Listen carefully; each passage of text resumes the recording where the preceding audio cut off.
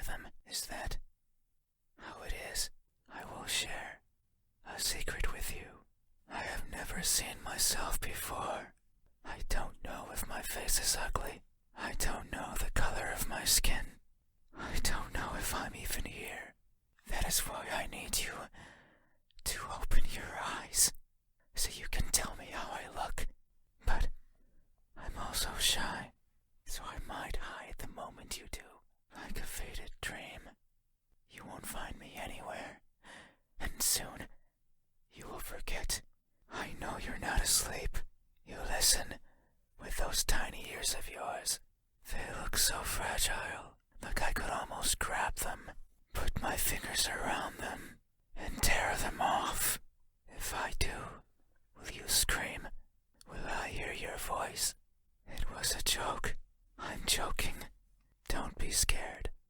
Hey, how do you think my eyes look when our gazes finally meet? What will you find? Answer me. They look broken. That may be so. I'm always training my sight to stare at what's in front of me, searching for that one precious thing. It's what drives me to look inside places, such as this. But sometimes I strain so hard, little pieces seem to fall off my face, one after another, making a cracking sound as they go. A sound like this. In my desperation, I always attempt to piece them back together. I kneel and search for the missing fragments of myself, but they are never there. Maybe the wind takes them somewhere out of my reach, and that makes me sad. So sad, I put my hands where my eyes should be, and I burrow my fingers, and I take it out. I take everything out, every little piece that remains, harder, furiously, and wallowing in sorrow. I pray to whoever's listening to give back what's mine, to not make me lose more than I've already lost. I don't want to waste my time and search for more than I care for, yet no one delivers. No one is listening, and so I weep invisible tears until I can feel the sorrow no more. Hey, have you ever strained yourself so hard to see what you want to see that you end up blinding yourself to all? Have you? They look empty. That may be so. The eyes are the window to the soul.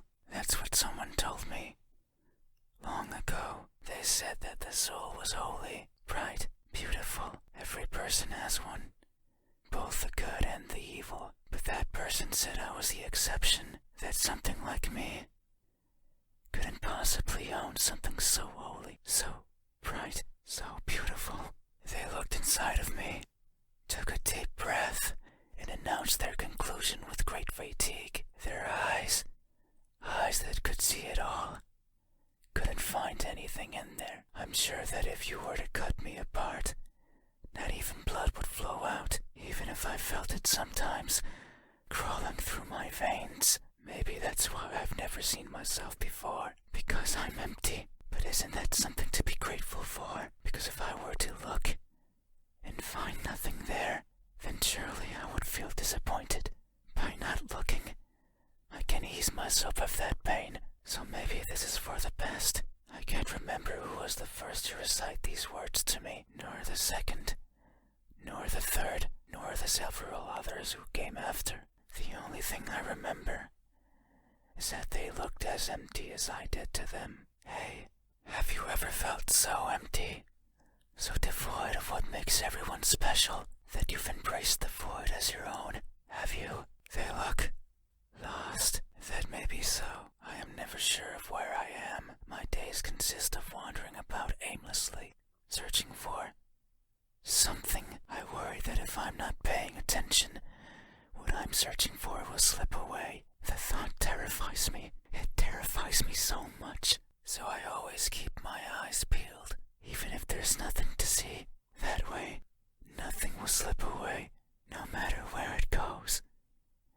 And no matter where it hides, no matter how terrifying the world might be, no matter the countless terrible things I witnessed by mistake in the process, no matter what, I will never blink. I will forever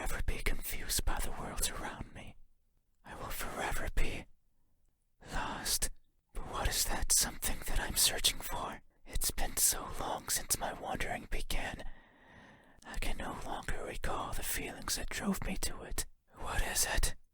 Is it something I can hold? Is it a being of flesh and bones? Is it nearby? Is it you? Hey, have you ever looked so fervently for something that you end up losing yourself in the process?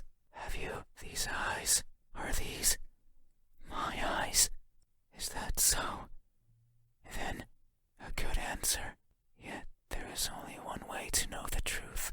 Open your eyes so you won't look at me. Even though your eyes are so pretty, I can't see them, but I can imagine them behind their veil of flesh, round like pearls and shiny like jewels. So pretty. It's fine. We still have time. The night is still and silent. Let's chat a bit more. I have taken a liking to it.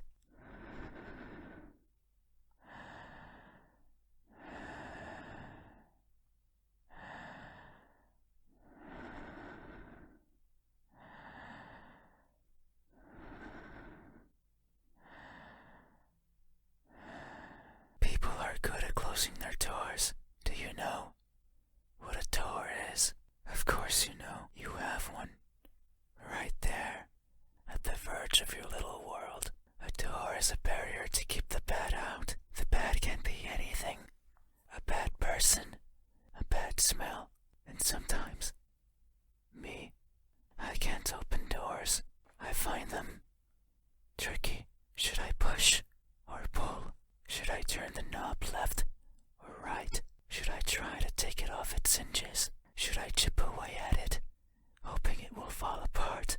And what happens when it opens? Do I close it behind me?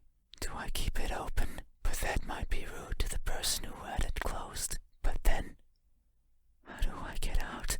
And what happens if the wind pushes it close?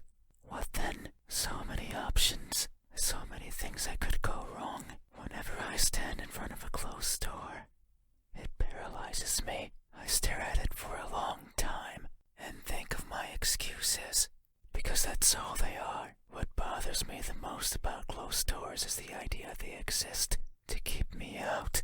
It fills me with the need to go in, so I search for a crevice or a window, anything that might be open, anything that might let me in. I'm not good with doors, but as long as there's a place where I can fit, then I can go in anywhere. Every night, I hop across the shadows of the streets. I'm careful, so as to not be caught by the light. In my eternal search, I pick a place where to rest.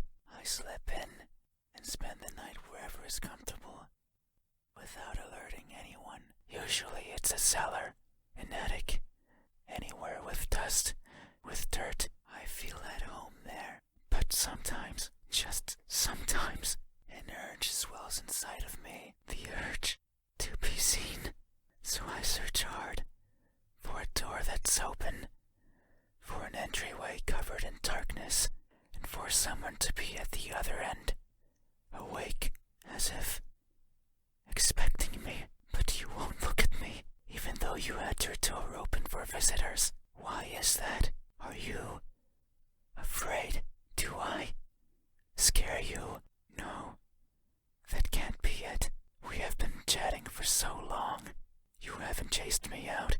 That means you welcome me. So I'm certain that if I were to reach out my hand, you would reciprocate and grasp it. I'm sure your hands are warm. So very warm.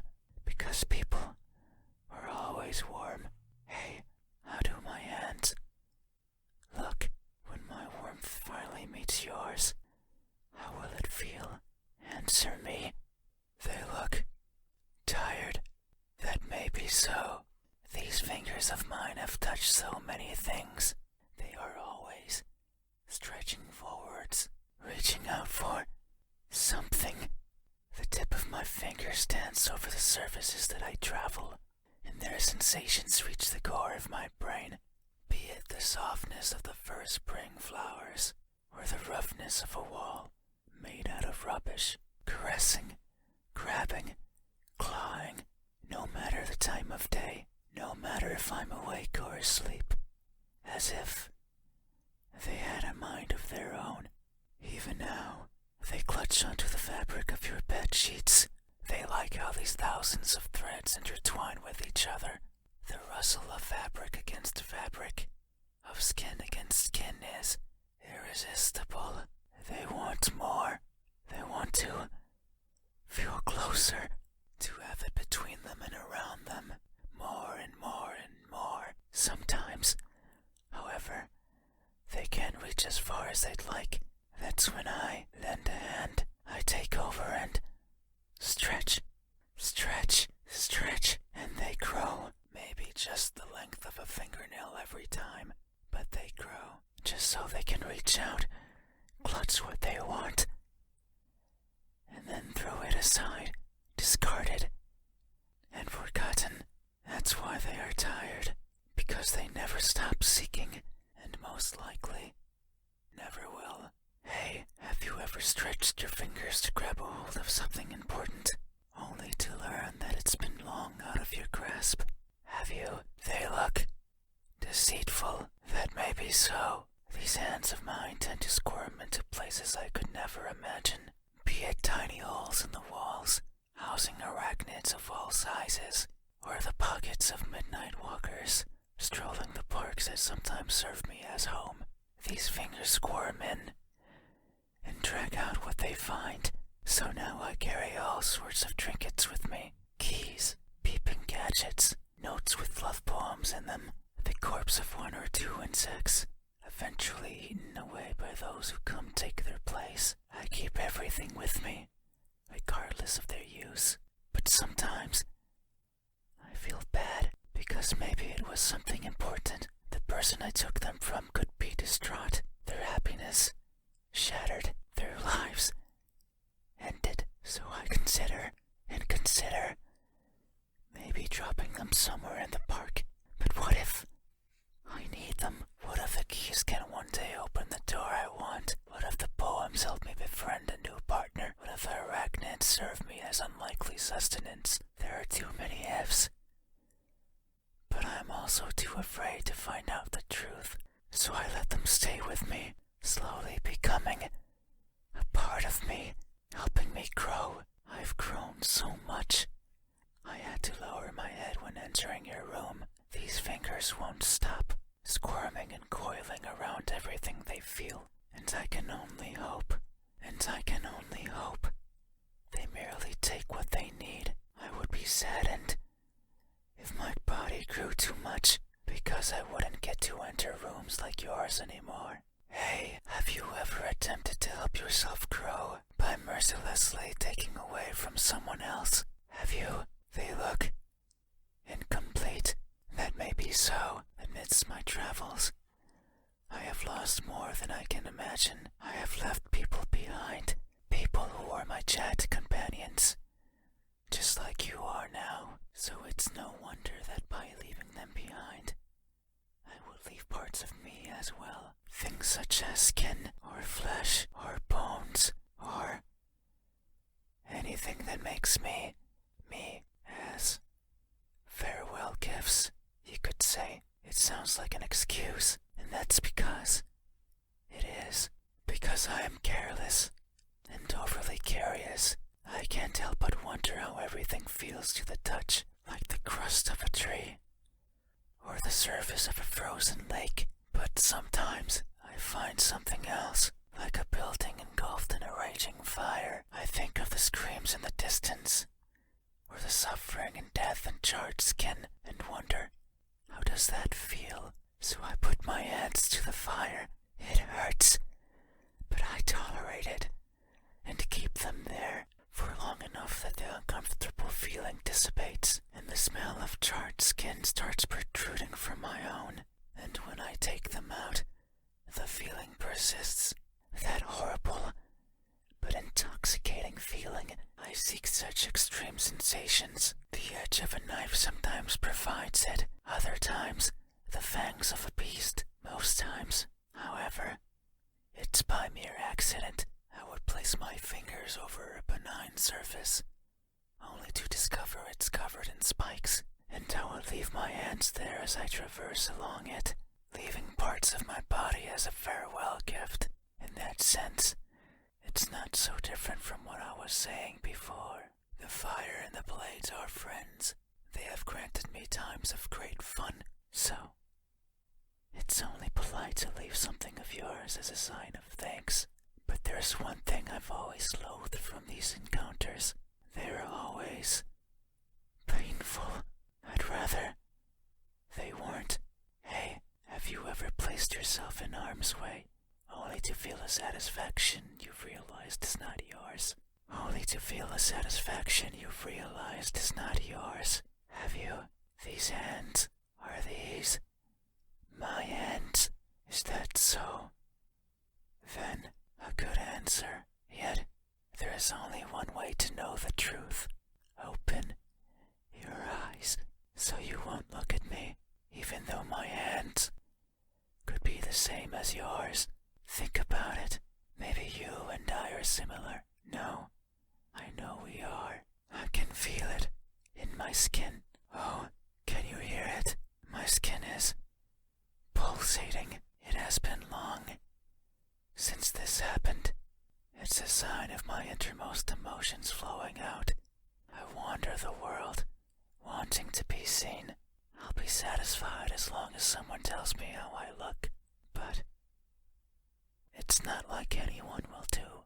If it did, then it would be oh so easy, since I could show myself to everyone at once, every living person in this land, and ask them all the same question. Someone will answer. There's no doubt about it. But it might not be the answer I wish for, since I don't want to be judged. I don't want to be perceived as something I'm not. It scares me. That is why, when someone is on the verge of looking at me, I shy away. I hide, fading into the dark. But you might be different. If it's you, it might be possible to stand still, if only for a second. That way you can help me, and we can both be fulfilled. Just thinking about it, it makes me feel something. I cannot describe it. I am not good with words. There is a person in my past who taught me to speak like a person. There was a person in my past who taught me to speak like a person. They were not good at it either, and thinking back on it, they certainly didn't enjoy it. To teach a wordless being how to talk must be a challenge. Yet, they did, simply because they could. It is weird to remember, because it makes me think of why I want to be seen, and I am not. Sure, I don't care much for my appearance. I don't want to be judged. But if that were it, I could easily stay out of sight. So why is it?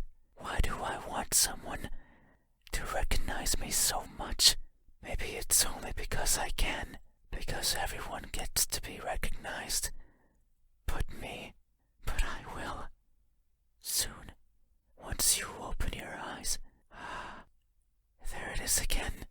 Just thinking about the moment you unveil your sight onto me, and you finally take those bed sheets off your body, and you inspect every crevice of mine, and you finally open those tight lips of yours to let me hear what I am, and to maybe even give me a name. It makes me feel, but I don't know what. Surely it would be evident if you were to look at my face. Hey, what does my expression look like when that veil of uncertainty finally disappears? What will we convey to each other? Answer me. A cheerful smile. That may be so. It would only make sense for the end of this journey to bring me joy. It has been so long. I can no longer remember where it all began. But who's to say it had a beginning? Maybe the starting point is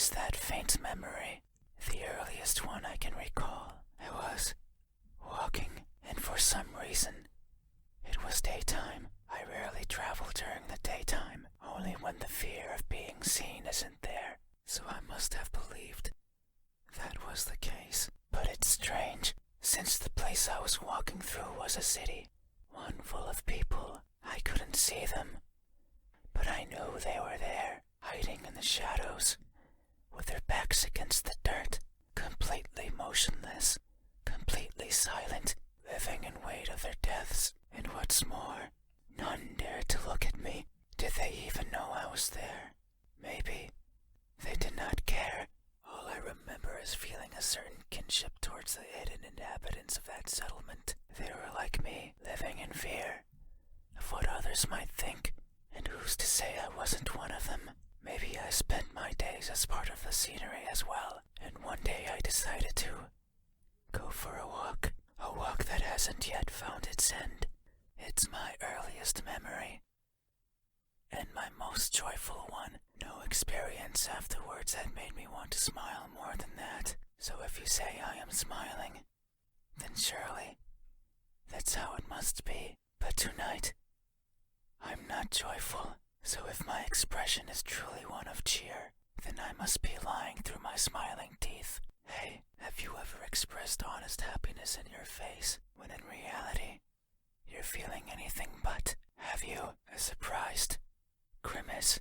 That may be so. Tonight is the first I hear about my eyes, or my hands, and the new and unexpected is always a source of surprise. People always act surprised when I show myself before them, so it makes sense that my appearance would surprise me as well. At times, they stop moving, merely looking at me in awe.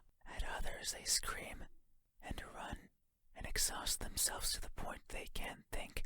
Others, they don't feel much at all. They sit and stay and attempt to talk. I don't like when they do that. It's like they are not seeing me, not recognizing me. I much prefer when they freeze. I much prefer when they scream. A reaction is what I want. It's a sign that I am there and that my existence means something to them. That's why I like you. You did not scream, yet you did not run either. You were surprised and averted your eyes, but instead you stayed, listening, acknowledging. You are the first to do this for me. You are new and unexpected, yet how odd. Is this really surprise? No. You say it is, so it must be true. But what I'm feeling right now, what I'm experiencing, it's not the same as those who've seen me, as if their surprise was something different from mine. Hey, have you ever acted surprised? Not because you are, but because you believe that's how you must feel. Have you? An emotionless stare. That may be so. Expressions are difficult. They require one's face to contort in many different ways. I am not capable of that. Everything about me is stiff, from the way I walk, to the way I talk, to the way I feel. It is something I noticed long ago. I may hurt and I may grow, but I do not change, not in the way other people do. People interact with each other. They form connections. They experience thrills. A person becomes someone different with each passing second, turning old and perishing. However, I don't think I'm capable of any of those things. My journey began long ago, longer than any person has ever journeyed, and in my life, I have seen others born and die, born and die. A person's existence is so fleeting, and yet so many things happen to them. So many worthwhile memories. It is something I lack. Were I to write a book, I could not fill a single page. It's not for the lack of memories, but rather because these memories mean nothing to me, save for a minuscule number. They are all the same, blending with each other into a mottled gray, lacking the meaning people often give to that which they care about. Perhaps if someone else had lived what I had, they would see meaning, they would treasure it. But I cannot, no matter how I try. I can't see any worth in what I do, and by extension, in what I am. I want for someone to tell me how I look, yet I don't see that as important. No one but me would care. So why should I care? But that doesn't mean I have never felt. I feel things. Joy, sorrow, fear. I am always feeling. And right now, I am feeling strongly. It's here, in my pulsating skin. You say my expression is emotionless, that it shows nothing, and if you say so, it must be true. But soon you will see something, because what I'm feeling is not nothing. Hey, have you ever masked yourself with indifference, only to hide the overwhelming emotions hiding beneath? Have you? This expression, is this my expression? Is that so? Then I see. Thank you. You have truly helped me tonight. These are my eyes. These are my hands. And this is my expression. I consider these my most treasured features, and you have helped me picture them all.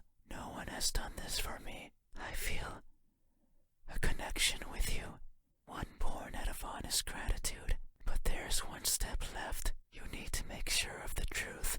It is the only way to finally understand each other. So please, I beg of you, open your eyes. No, I see. I understand. No, it's fine. You have still helped me by answering my questions. No one has done that for me before, so I have no right to ask for anything else. No, that is a lie. Ever since I stepped into this room, you have refused to engage with me. Not even once. Not even once. Not even once. Not even once. Not even once. Not even once. Not even once. Did you open your eyes? Not even once. Did you look at my face? You stayed there, acting as if you were asleep, feigning ignorance and not moving an inch, at times making me believe that our conversation was just in my head. You haven't opened your mouth, but you didn't need to. I can hear far, far beyond what most others can, and I can see further than what others would consider the dark, empty bottom. That's why I know that I wasn't wrong. You are like me. We are the same. You too. Look for what's not there. You too. Reach out for what might hurt you. And you too are a liar. The type that shows one thing and feels another. But you made a mistake. I know you're lying, because every answer you've given me so far has been wrong. I am not what you said I am. These eyes, these hands, this expression, they aren't mine. Maybe they are yours, but I do not care. Not anymore. Open your eyes. I didn't want to be judged. I didn't want to be perceived for something I'm not, and that's all you did. So now, you will open your eyes and see me for what I truly am. You said so. Remember that in this room, you know how everything looks. It was those words that brought me here. So you have to do right by that which you claimed. It is time. Open your eyes. Sorry. Open your eyes. Open your eyes. Open your eyes. Open your eyes. Open your eyes. Open your eyes. You had your chance. It's not up to you anymore. You won't open your eyes. I will. Your eyes are as beautiful as I imagined. Tell me, my new friend, what do you see? Open your eyes. That won't do. Open them. Open them now. Open, open, open. Open, open, open. Open, open, open. Oh no, it seems I did it again. You can't see anymore, right? You can't talk anymore, right? You can't think anymore. Right, then, this is farewell. Thank you for trying, friend. Even though you are a liar, I leave this piece of myself here with you. I must go. I must look for the right person. Someone who can tell me how I look. Someone who can explain to me why everyone looks like